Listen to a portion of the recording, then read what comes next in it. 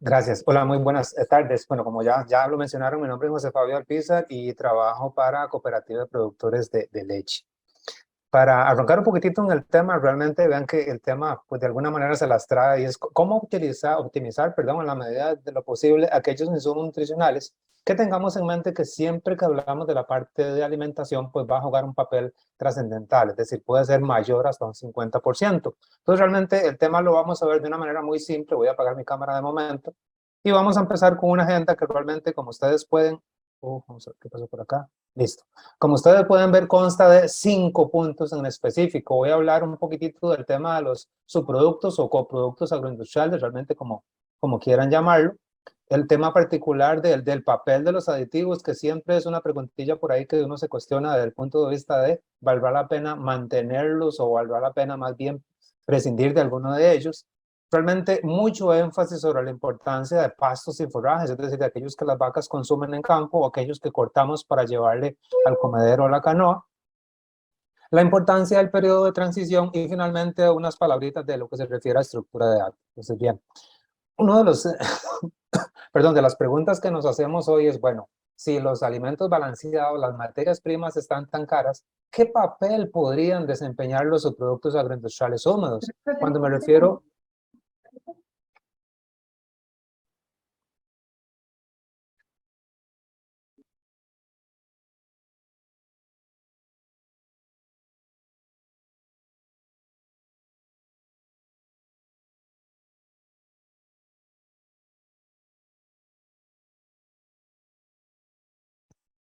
Sí, le escucho. Listo. Continuamos. Ok, perfecto, muchas gracias. Entonces les decía que cuando uno habla de subproductos agroindustriales, pues vamos a tratar de describir algunos de ellos, pero siempre se ven en la consulta, bueno, ¿cuáles?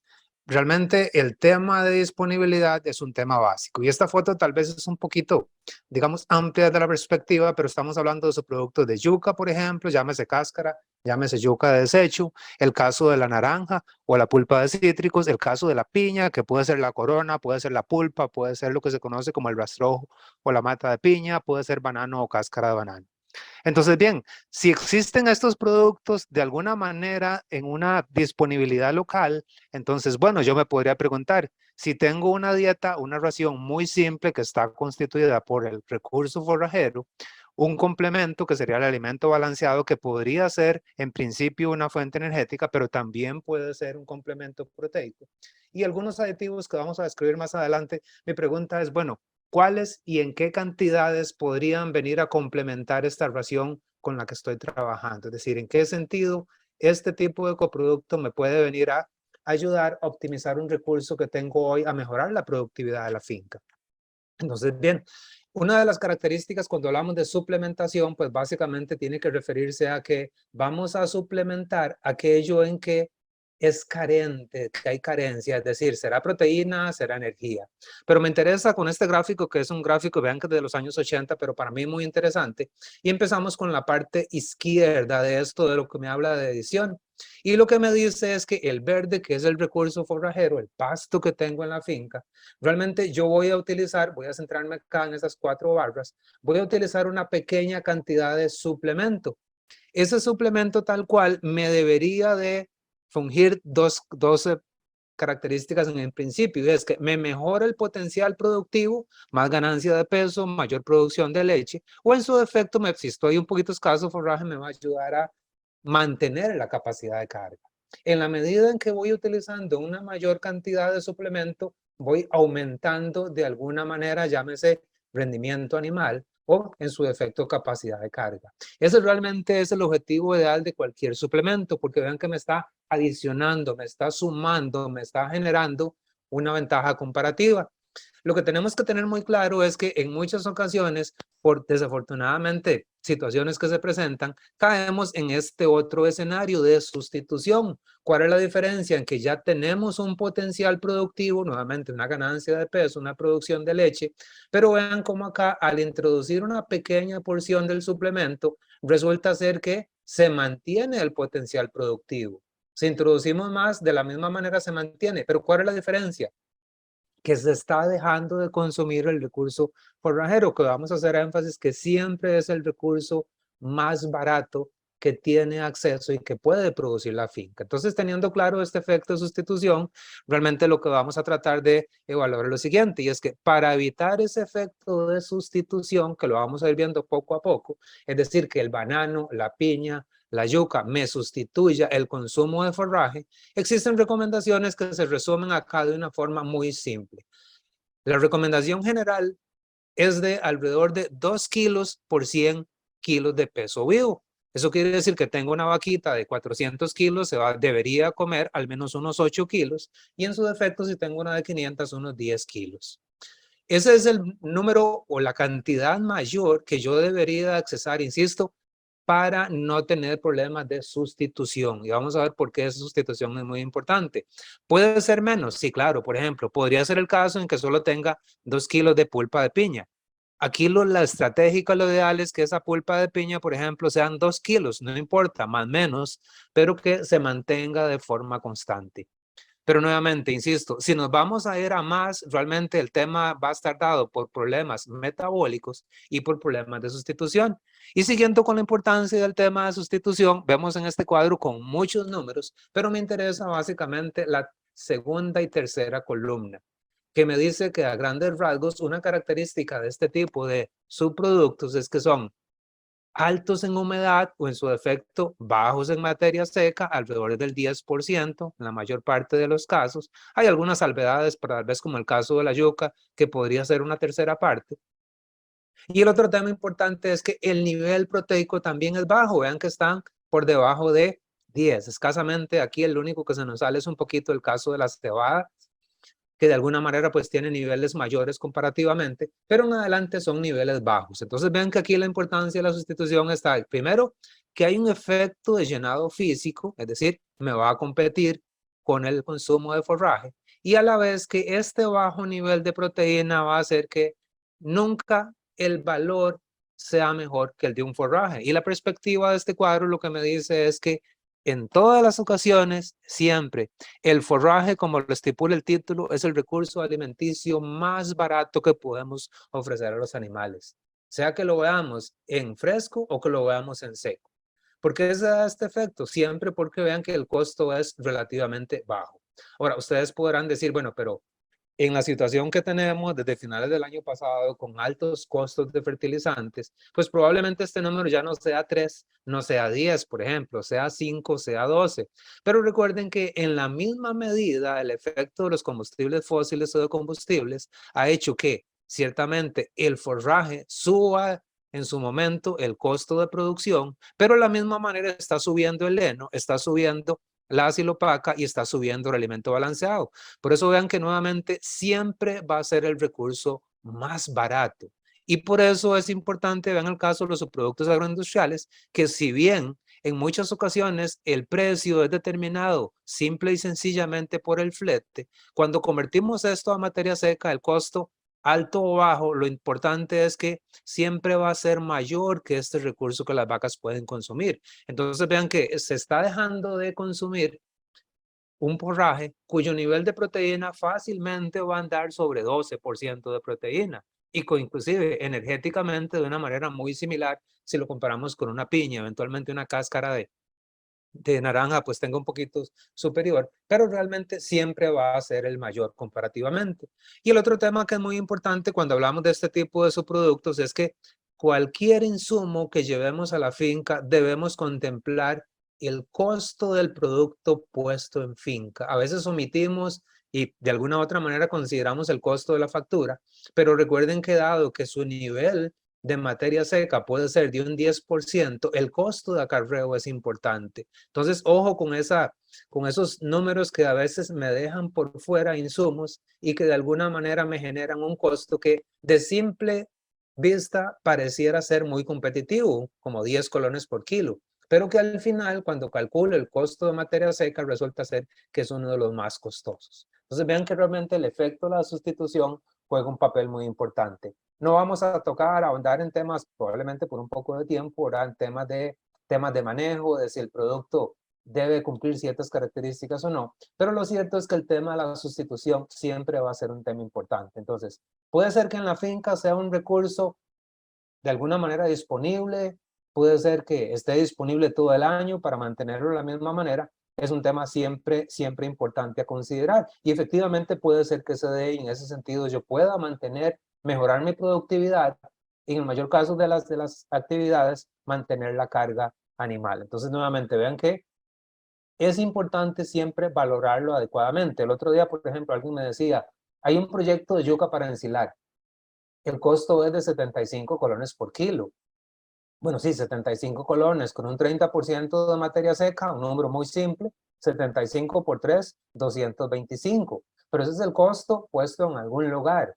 Si, por ejemplo, voy a exagerar un poquito en el número, si eso me costara 15 colones y se me fuera a 100, vean ya que el número es de 300. Entonces, el balance, la evaluación, siempre debe ser lo más precisa posible, de tal manera que ese recurso me venga a generar algún tipo de valor, alguna ventaja desde el punto de vista de productividad o desempeño.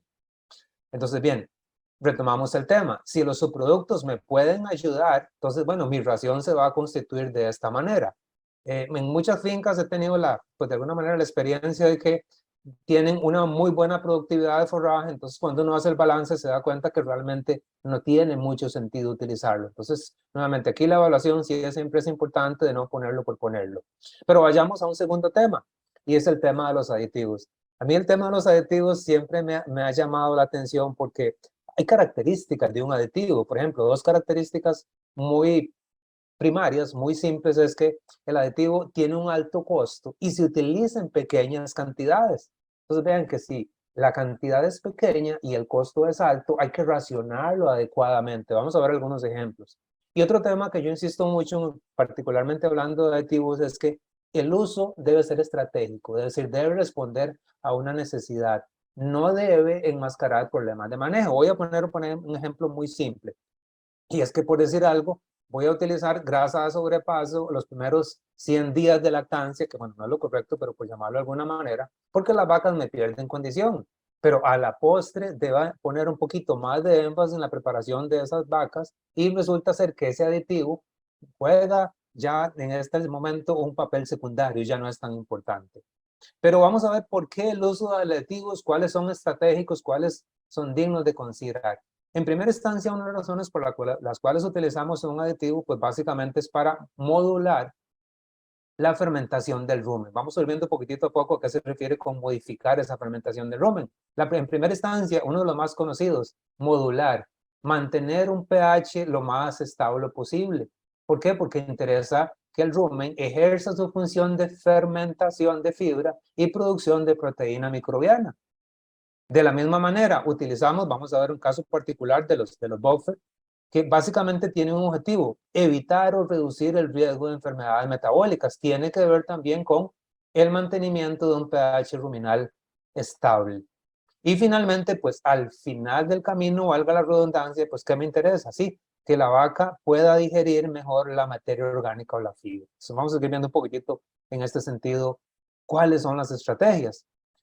No, entonces, nuevamente, vean que la estrategia del uso de aditivos estratégicamente debe ser para mantener un rumen sano, que esté en equilibrio. Y producto de eso, pues vamos a tener vacas que producen más, que se nos enferman menos, que entran más fácilmente a ciclar, porque recuerden que la salud es un tema trascendental desde el punto de vista reproductivo. Y finalmente, un tema que a veces lo dejamos de lado, a veces lo consideramos, pues podemos hablar de mayor sostenibilidad, porque la vaca está haciendo un mayor uso de ese recurso forrajero. Vamos a verlo un poquitito más al final de la presentación. Desde el punto de vista, ese mantenimiento del equilibrio del funcionamiento del rumen, un tema que me interesa mucho es que hablemos de eficiencia. ¿Cómo este tipo de aditivos mejora la eficiencia? Entonces vean que los aditivos efectivamente van a ejercer un papel sobre un aumento de la eficiencia o el desempeño. Lo más característico, el papel del nitrógeno. Llámese desde el punto de vista de reducción de pérdidas, por ejemplo, en este caso, cómo se cambia de alguna u otra manera las poblaciones del rumen en favor de aquellas bacterias pues que de alguna u otra manera no generan metano, por ejemplo, o que de alguna manera se encargan más de fermentar fibra. Y finalmente la síntesis microbiana. Y el otro que es muy importante pues también es la mejora de la eficiencia del recurso energético, que lo pongo desde una perspectiva relacionada a eficiencia. vean cómo en principio, pues sí, hay un cambio en las relaciones de ácidos grasos volátiles, pero vean que hay un efecto indirecto. El hecho de que se aproveche mejor de alguna otra manera esa fibra, me reduce el potencial productivo de metano. Entonces vean cómo es un efecto indirecto. Yo mejoro, o el rumen mejora la eficiencia en la medida en que también se mejora la producción de gases de efecto invernadero, particularmente hablando del metano. Pero vean que nuevamente aquí la estrategia es eficiencia, cómo se modula el pH del rumen para que la vaca sea más eficiente en el uso de ese recurso forrajero. Y uno de los ejemplos que más me gusta, esta lámina tiene muchas cosas, pero nos vamos a centrar en lo que está marcado en oscuro, digámoslo así. Primero, el caso de los ionóforos, caso particular de la monensina sódica, del azarócido sódico y eventualmente la monensina. ¿Qué es lo que hace? Modifica la población del rumen, que al final me va a favorecer la producción, o en este caso la relación propianato-acetato. Visto de otra manera, voy a marcarlo acá, la monensina sódica tiene un efecto muy particular. Veanlo acá, disminuye, ejerce acción sobre aquellos receptores que generan saciedad, el consumo de materia seca en punto 3. Esto es lo que nos dice este metaanálisis. Sin embargo, a pesar de que deprime ligeramente producción de leche, perdón, el consumo de materia seca aumenta producción de leche y eso se refleja en una mejora en la eficiencia. Entonces, ¿vale la pena utilizar este tipo de recursos? Por supuesto que sí, porque vean que el efecto particular es sobre la eficiencia productiva. Tiene mucho sentido de la perspectiva de cómo las vacas van a utilizar mejor en primera instancia el recurso forrajero, pero la ración en total. Existen otros mecanismos como los que marco acá, que de alguna manera pues se han visto como una alternativa porque a pesar de que la monensina no es un antibiótico, el proceso de producción de alguna u otra manera lo encaja dentro de este proceso. Entonces hoy tenemos dos grandes aliados, que es el caso de los aceites esenciales de los taninos. Sin embargo, dos comerciales o dos consideraciones en este sentido es que en ambos casos este tipo de producto es muy sustrato dependiente, es decir, hay que tener cuidado con subdosis porque no se logra el efecto y si tengo una sobredosis resulta ser que aquí no hay un efecto de saciedad, hay un efecto de rechazo del alimento, entonces hay que manejarlo un poquitito con cuidado. Y la segunda consideración que es importante y es que a pesar de que han aflorado muchos estudios, estoy hablando desde el punto de vista de academia, de ciencia, realmente hay mucho trabajo in vitro muy exitoso, pero cuando pasamos a la parte de campo, a la parte en vivo, resulta ser que los resultados no han sido tan evidentes. Entonces, pues todavía falta un poquito más que investigar sobre este tipo de trabajos. Pues no le comenté a mi compañera, pero hay un bonito trabajo que está haciendo una señorita, Catherine Morales, de la Universidad de Costa Rica, está presentando una tesis en este sentido. Los resultados son pues bastante interesantes, pero es probable que todavía falte un poquito más. Y pongo un ejemplo, ya que de alguna u otra manera hemos escuchado del 3-nitroxipropanol, ¿verdad? Que realmente este tiene una desventaja comparativa y es que este básicamente tiene un efecto sobre una coenzima. Entonces realmente solo eso hace, no evita de alguna manera o no mejora la eficiencia alimenticia. Pero bueno, dentro de los aditivos importantes que seleccioné acá, me llamó la atención de aquellos que eran de alguna u otra manera con un retorno a la inversión marcado. Que no se interprete, por ejemplo, que todas las fincas deben usar un buffer, un tampón, pero tampoco se interprete que todas las vacas deben de comer o adicionárselo un buffer. Por ejemplo, aquí hay casos particulares en que recuerden un bicarbonato de sodio al 0.75% de la materia seca en aquellas personas que tienen un poquitito ahí por ahí la tendencia a usar la cal dolomita es un 0.8% en comparación, por ejemplo, con una alga calcárea marina, un óxido de magnesio, donde es un 0.4%. Entonces, recuerden que responde a una necesidad y en muchas ocasiones hay prácticas de manejo como una alimentación extra que suprime el uso de este tipo de productos. Entonces vean que son costosos y deben usarse de manera racional. El caso del probiótico, en el caso de las levaduras, de la misma manera que el caso del cultivo de levadura, el retorno a la inversión es importante. Aquí solo la consideración es en el caso particular de las levaduras, porque son organismos vivos, el manejo debe ser ligeramente diferente. Y de hecho, pues también me gusta más, hay una publicación de Journal of Daily Science que, muy reciente que me gustó mucho porque no habla de gramos por vaca, sino que habla de unidades formadoras de colonia dosificadas por animal. Pero vean que el efecto sobre el pH, la reducción del oxígeno, el efecto indirecto sobre la estabilidad de la fibra es muy importante.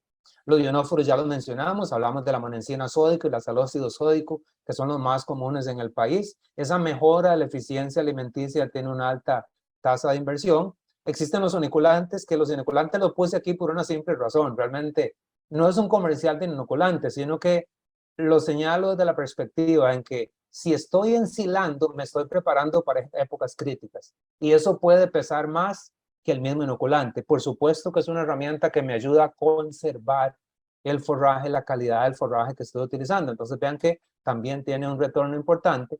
Y finalmente, para ir cerrando este cuadro, el caso particular de las sales aniónicas o productos aniónicos, que vean que desde el año 2014-2019 se ha visto que tiene mucha ventaja comparativa desde el punto de vista de productividad, y vamos a ver al final.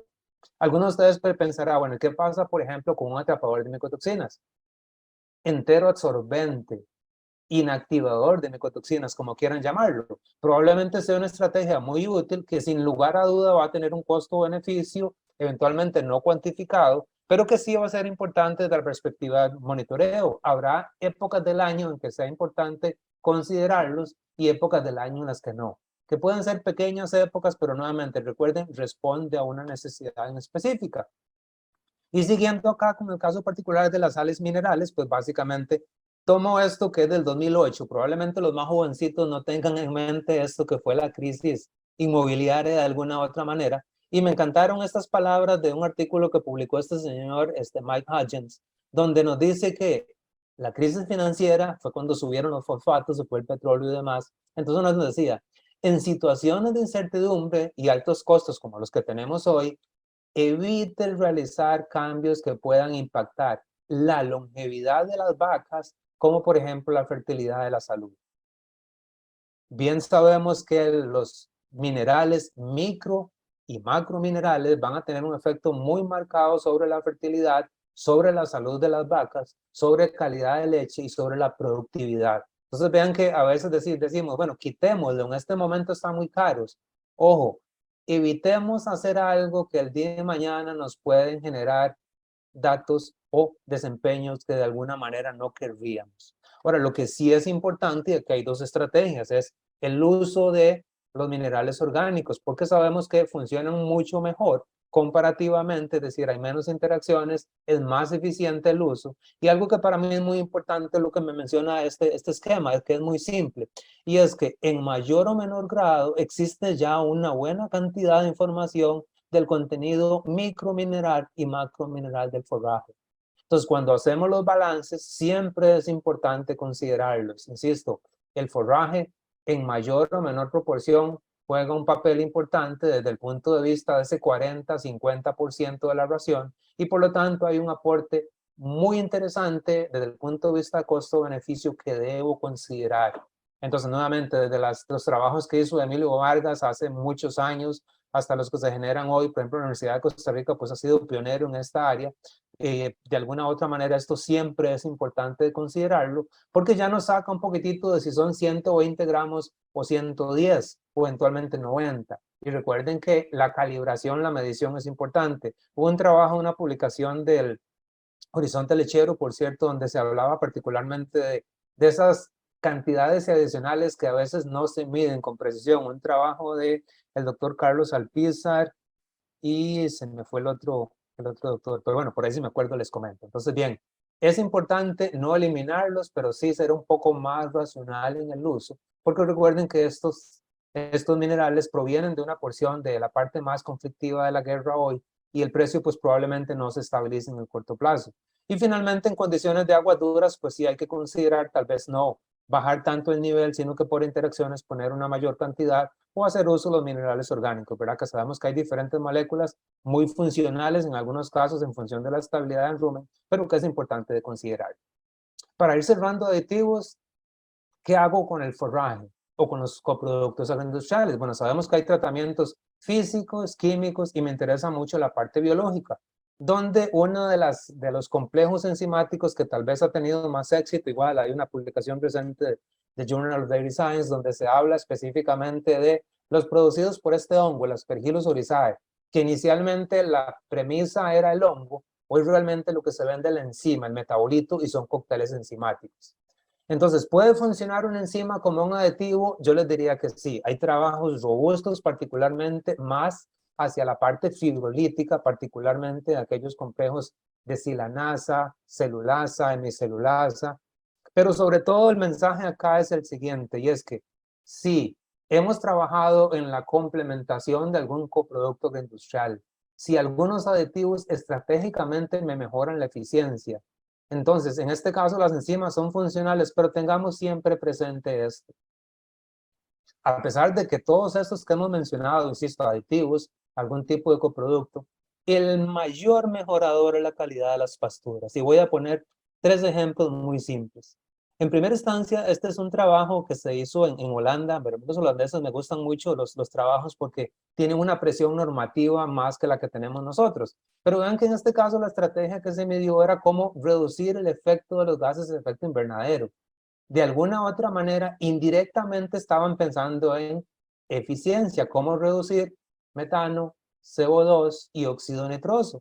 Y entonces hicieron un trabajo donde se pretendía precisamente evaluar en costo-beneficio y utilizaron 3 estrategias: el uso de aceites poliinsaturados, usaron harina de linaza y aceite de linaza, las fuentes de nitrato, lo que se llaman de alguna u otra manera sumideros de hidrógeno, es decir, que no dejan ese hidrógeno para que algunas bacterias puedan convertirlo en metano. Sabemos que un nitrato puede pasar a nitrito y eventualmente amoníaco, dependiendo de la ruta metabólica que siga. Entonces, esa captura de iones hidrógeno siempre es importante. Y finalmente, uno que de alguna manera ya conocemos, reducir la madurez de los pastos y ensilajes. Es decir, que estoy trabajando con 35 días, ¿por qué no pensar en cosechar ese pasto a los 30 días? ¿O por qué no a los 28? ¿O por qué no paulatinamente bajarlo a 33 y posteriormente a 30? Pues resulta ser que desde la perspectiva de costo-beneficio, me refiero cuánto invertí en la dieta, incluyendo en el caso de los forrajes, el fertilizante, y el diferencial de la venta de leche por calidad de leche, por producción de leche, el mejor resultado se centró en la reducción de los días de cosecha, la reducción de la madurez del forraje y también de los ensilajes. Hago la aclaración, voy a presentar algunos datos. Este es un tema para mí muy interesante y muy importante. Lo que voy a pasar es a tratar de ejemplificar el por qué se da esto, pero sí que de alguna manera lo hagamos acompañados por un agrónomo realmente. Aquí la parte agronómica es muy importante porque recuerden que rediseñar mi sistema de rotación de repente de 35 a 30, pues tiene implicaciones en que tengo menos biomasa, tengo que hacer algunas adecuaciones. Entonces, si alguno está interesado, yo diría que se haga acompañar porque los resultados son bastante interesantes. ¿Por qué se da esto? Lo hice con una especie forrajera de corta porque tenía más días, podía ampliar un poquitito la escala, en este caso el eje de las X, y que me dice que en la medida en que se incrementa el pasto o el forraje, en este caso, resulta ser que aumenta la productividad, pero conjuntamente con este se incrementan los niveles de fibra detergente neutro. Y el problema con esta fibra detergente neutro es que me reduce la digestibilidad, llamamos de la fibra o la materia seca. Entonces, ¿qué estamos pensando? ¿Cómo reducir algunos días de cosecha para pasar de digestibilidades del 50%, por ejemplo, a un 55%, ojalá un 60%? Y esto de alguna manera, pues ya de alguna manera lo hemos estudiado, ya lo conocemos, pero el tema es cómo ponerlo en práctica. Este me gustó mucho cuando se trabajó el modelo 6.5 del modelo de Cornell. Hay un escenario del modelo donde me dice que específicamente como un heno, al mejorar la digestibilidad del carbohidrato B, que estamos hablando de la fibra de lenta liberación, veanlo acá, la productividad de leche es emulada en 0.46 kilos más por día. Literalmente, el mismo forraje, solamente que aumentó la digestibilidad, aumentó la producción de ácidos grasos volátiles, de proteína microbiana, y eso me mejora la expectativa en producción de leche. Y tal vez más simple verlo en estos 2 enunciados. Y me dice que por cada unidad porcentual de incremento en la digestibilidad de la fibra, no de la fibra, sino la digestibilidad, puedo tener un aumento en el consumo de alrededor de, voy a cerrar el número, bueno, aquí dice 180 gramos o 0.18 kilos, alrededor de 200 gramos. naturalmente esos nutrientes contenidos en estos 180 gramos, resulta ser que me mejora alrededor de un cuarto de kilo de leche corregida al 4%. Entonces vean que realmente tiene mucho sentido eso, utilizar el mismo recurso, pero que la vaca lo aproveche mejor. No es que mejore el perfil de nutrientes, es que simple y sencillamente aumenta el consumo. Esta pequeña porción de 180 gramos debería reflejarse en producción de leche o eventualmente en condición corporal si es que la vaca está en una situación un poquitito comprometedora. Y este enunciado también me gusta mucho porque, pues tal vez leerlo es un poquito extenso, pero lo que me dice es que el aumento de la digestibilidad de la fibra puede aumentar la producción de leche, reducir las pérdidas en heces, claro, porque la vaca lo utiliza mucho mejor, y aumentar todas las medidas de eficiencia, decía este señor, ven que ya desde el 2017, entonces tiene muchísimo sentido trabajar sobre en esa parte agronómica, en cómo reducir la cosecha en la medida, ciertamente les decían, no me quede sin pasto, porque las vacas son capaces de comer más y producir más. De hecho, hay un cuadro que quité acá que siempre me gusta mucho y es que cuanto más comida tengan las vacas, más comen y más producen. Hay que tener cuidado un poquito con el residual, pero es un tema de manejo. Un ex compañero de Dos Pinos, Guido Chacón, nos dejó este cuadrito muy bonito, realmente me gusta mucho porque es muy simple, como algunas especies forrajeras que puedo trabajar por número de hojas, las puedo trabajar específicamente en función de ese número de hojas para evitar senescencia, material de alguna manera que se va a descomponer, o en su defecto para aquellas otras es la altura de ingreso de los animales y cuál debería ser el rechazo o el remanente en función de la recuperación de las plantas. Entonces vean que esto realmente es muy simple y muy práctico, pero técnicamente esto hay que hacerlo, hay que medirlo, pero principalmente hablando de lo que veníamos tratando de estabilidad de la fibra, tenemos que analizar ese recurso forrajero. Por ejemplo, la Universidad de Costa Rica y creo que el Instituto Tecnológico ya trabaja con digestibilidad de fibra, ciertamente a 48 horas, pero bueno, ahora que tenemos el nuevo modelo bueno, antes era NRC, ahora es NACEM, ¿verdad? La Academia Nacional de Ciencias, Ingeniería y Medicina, pues resulta ser que trabaja con 48 y es un análisis que puede hacerse acá.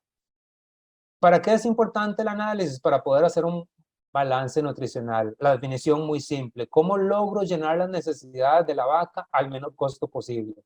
Habrá momentos en que me puedo ganar un colón por litro de leche o eventualmente 5 colones del costo de la ración total, o habrá momentos en que estoy un poquito bajo por ejemplo, en pasto voy a tener que recurrir a un material externo, que se yo, una silopaca, pero bueno, el balance me va a decir que no voy a gastar 10 colones más por vaca, a la postre podría gastar 1 o 2, entonces ven que esto de menor costo posible puede ser relativo, pero sí muy importante conocerlo.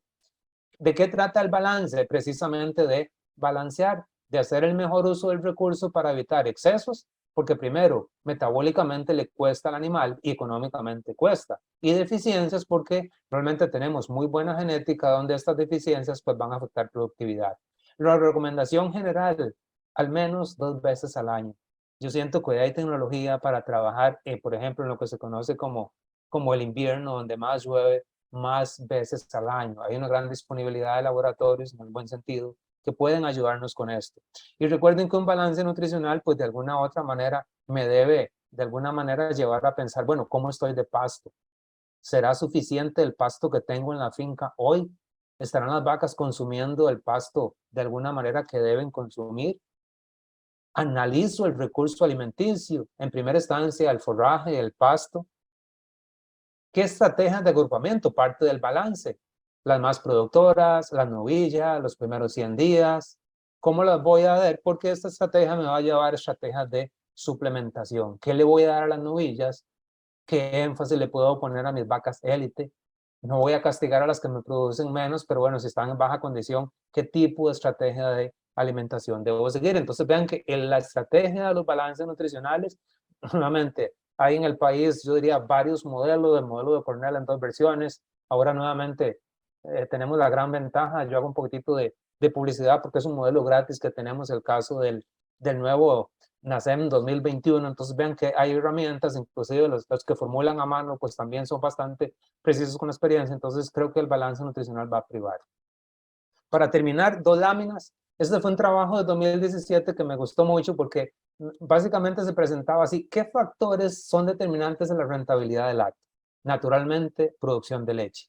Son economías de escala. Cuanto más me produce la vaca, con costos altos desde mano de obra y alimentación, pues me diluye ligeramente la productividad, me mejora la eficiencia como veníamos trabajando.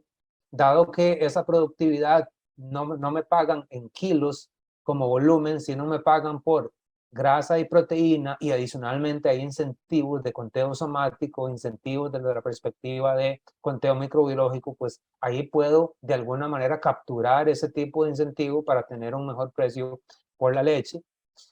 Y otro tema que es muy importante es, bueno, al momento del preparto, vean que puedo tener pérdidas de producción, pero también puedo tener muerte en el periodo de transición. Y resulta ser que el detrimento de la productividad en estas etapas del posparto me pueden afectar también la tasa de preñez. Entonces me encanta esta lámina que utilizo del doctor Don Jesús Torrealba, que me dice que todo el esfuerzo que yo haga en la preparación de la condición de la vaca, la preparación del rumen a los almidones, la preparación, por ejemplo, en el caso que tenga alguna prevalencia, algún caso de enfermedades metabólicas, que la más común básicamente la fiebre de leche, eso va de alguna manera a reflejarse en compensarse, dice él, en la productividad de la vaca, que alcance el pico de potencial que genéticamente tiene esa vaca, que mantenga una persistencia y que logre empezar a ciclar y de alguna manera pueda ser fértil para que pueda concebir en el periodo posterior, que no sea una vaca que tenga que abandonar el acto por problemas reproductivos. Y finalmente, pues vean que estas son las mismas condiciones, pero cargo una última que tiene que ver con estructura de acto.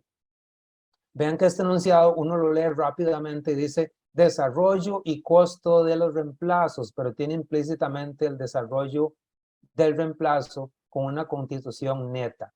¿Qué quiere decir eso? Que las vacas en una situación compleja como la que tenemos hoy o no, son las que pagan la factura de la finca. Entonces, aquí lo que me está diciendo con este costo neto es que levanté una novilla, levanté un reemplazo, lo llevé a su primer parto, pero como de alguna u otra manera estoy creando la cantidad necesaria, que es todo un tema de estructura de datos, vendí una vaca, que esperemos que sea de alguna manera un descarte voluntario, aunque pueda ser involuntario, y eso me viene a compensar el costo de la novilla. Entonces, ojo, porque estructura de datos, de la perspectiva de optimización de uso de un recurso, también juega un papel importante. A pesar de que no es una práctica adecuada, hay épocas en que uno se la puede jugar un poquito más, pero la recomendación técnica siempre ha sido: levante los reemplazos de la mejor condición y no tenga más de lo que la finca puede soportar. Entonces, dicho esto, pues si tienen alguna consulta, y si no, pues yo agradezco mucho el tiempo que de alguna manera, pues, y la paciencia que de alguna manera, pues, han estado por ahí compartiendo algún tipo de experiencia. De verdad que es un tema sumamente interesante y muy necesario en estos días, que estamos enfrentando tantas situaciones adversas, y estas alternativas nos ofrecen una excelente opción para poder trabajar. Tenemos consultas desde Facebook y desde la plataforma Zoom. Vamos a iniciar con las de Facebook. Que tengo por acá al señor Alex Francisco Vargas, que nos consulta que si esto también puede funcionar igual con las cabras, don José. ¿Cómo? Perdón, otra vez, si me repite la pregunta. Si Disculpe, puede funcionar esto con las cabras. Sí, efectivamente. En temas de producción de leche, en general, de productividad, tengo un segundito para que estoy perdido. Yo necesito dejar de compartir. Dejar de compartir es acá. Ya me comió la tecnología. Voy a presentarme. Entonces, le mencionaba que desde el punto de vista de producción primaria, y sobre todo en el caso del recurso forrajera, donde hablamos ciertamente de herbívoros, cabras, ovejas, búfalos, vacas y demás, inclusive los mismos caballos, ¿verdad? Realmente siempre la digestibilidad de la fibra es un factor determinante, y poder planear y guardar una pequeña porción de forraje siempre va a ser importante. Los aditivos vienen a ayudar en ciertos momentos, pero el énfasis debe ser la producción primaria con la mayor calidad posible. No sé si más o menos contesto la pregunta de don Francisco, que muchísimas Claro, por gracias. supuesto. Me parece que Gracias, don sí. Si no, Francisco. don Francisco, aquí estamos pendientes de que usted nos haga una consulta adicional. Sí me gustaría preguntar, don José, antes de avanzar con otras preguntas que tengo acá en la plataforma Zoom, ¿qué elementos o qué factores tengo que tomar en consideración yo, hablando de las diferentes especies productivas, para elegir estas fibras adicionales que yo podría utilizar? Porque a veces uno utiliza algunas cosas que no tienen un buen resultado para unos, no tiene un buen resultado para otros, pero ¿qué factor o qué elemento, aparte de la investigación y los antecedentes científicos, puedo tomar yo en consideración para elegir una fibra alternativa a lo que normalmente mi ganado está acostumbrado a consumir? Sí, voy a ser muy breve por un tema de tiempo. Mi respuesta es muy simple, en el buen sentido de la expresión. Realmente para mí lo importante es conocer el coproducto, la fuente fibrosa que estoy utilizando para poder complementarla dentro de un balance de la mejor manera. Uno de mis criterios que siempre expongo con asociados productores es que no me debe dar pena, no me debe dar vergüenza decir, mire, mi pasto está en una época, digamos como el verano particularmente, donde llueve poco. No me debe dar pena decir, tengo un pasto muy sazón, tengo un pasto de muy mala calidad, porque lo prioritario es llenar el rumen. Con ese llenado del rumen, en el buen sentido, puedo usar uso de un aditivo u otro para lograr ese efecto. Entonces, realmente es conocerlo y poderlo balancear. Y ese balanceo me refiero a la parte de complementación. ¿Qué característica tiene? ¿Qué me falta para lograr ese efecto positivo? Porque si lo pongo por ponerlo, realmente pueda que, como el caso particular de que hablábamos de sustitución, pueda ser que yo tenga toda la buena intención de hacer algo, pero resulta ser que en vez de balancear, estoy desbalanceando. Entonces, nuevamente, conocerlo y balancearlo dentro de esa relación para obtener el máximo provecho posible.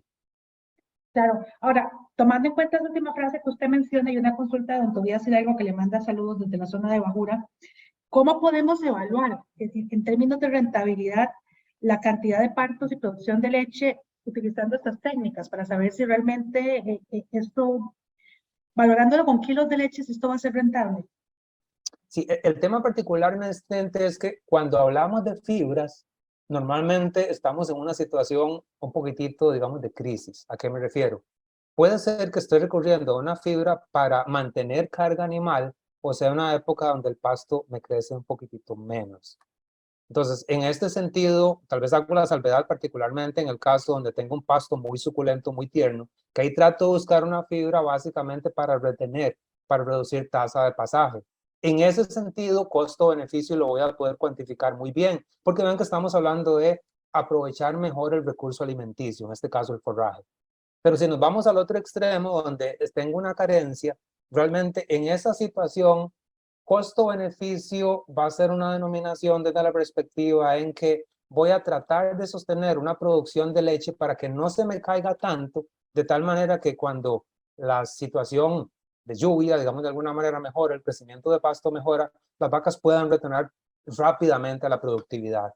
Pero sí le pongo estos dos escenarios porque, como repito, en un momento retener tasa de pasaje me va a dar un efecto muy marcado en costo-beneficio.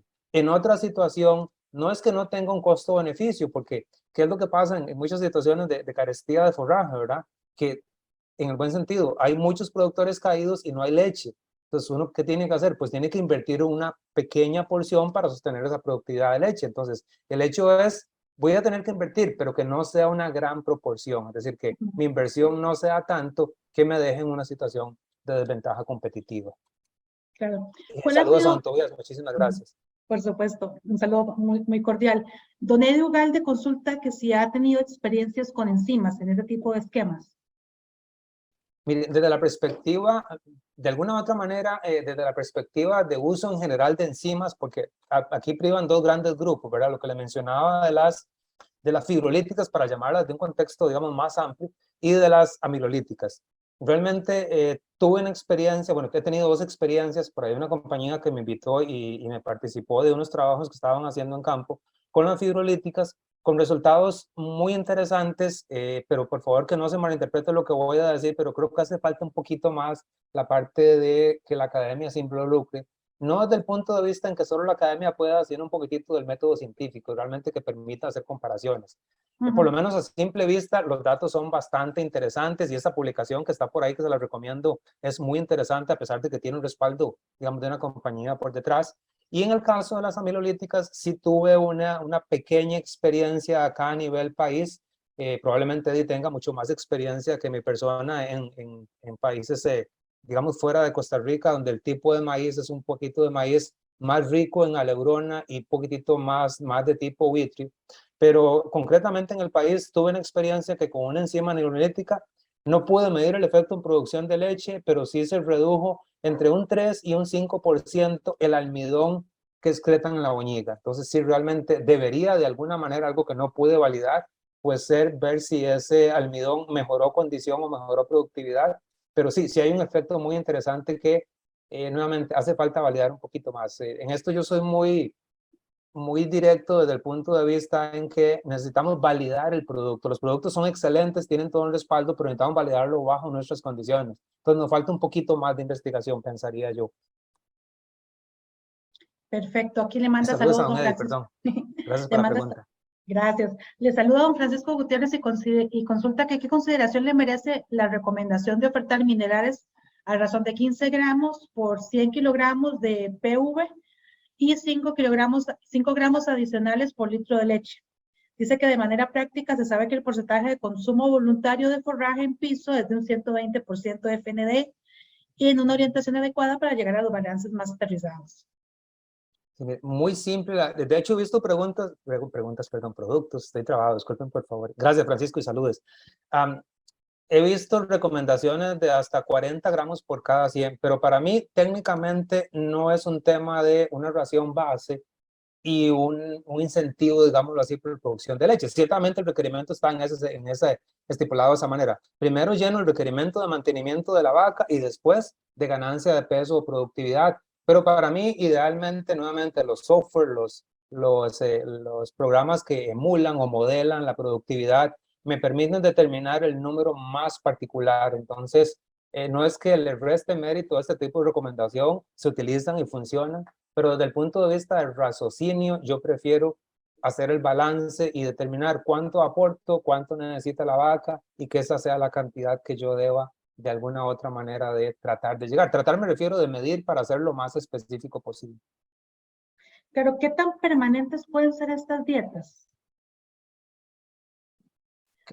Hablando, es decir, si estamos hablando de balances nutricionales, pues va a depender un poquito de la disponibilidad, pero por lo menos a título personal, a mí me gusta revisarlas cada 2 meses. Puede ser que la revise y no sea necesario ningún ajuste, pero revise una condición. Puede ser disponibilidad, que ojo con la palabra disponibilidad. Puedo tener un pasto como un kikuyu, un ryegrass, de excelente calidad en fibra, de excelente calidad en proteína, pero tengo poco. Entonces, ojo con disponibilidad. A mí me gusta revisarlas cada 2 meses. Insisto, puede que no haya mucho que ajustar, pero sí el monitoreo va a ser muy importante. Me cambia productividad, me entran vacas, es decir, en ese sentido hay varias variables que a mí me gustan. Una vez en el invierno y una vez en el verano, yo siento que se queda un poquito corto. Y desde el punto de vista de uso racional de un recurso, creo que vale la pena por lo menos incluir 1 o 2 más comparativamente.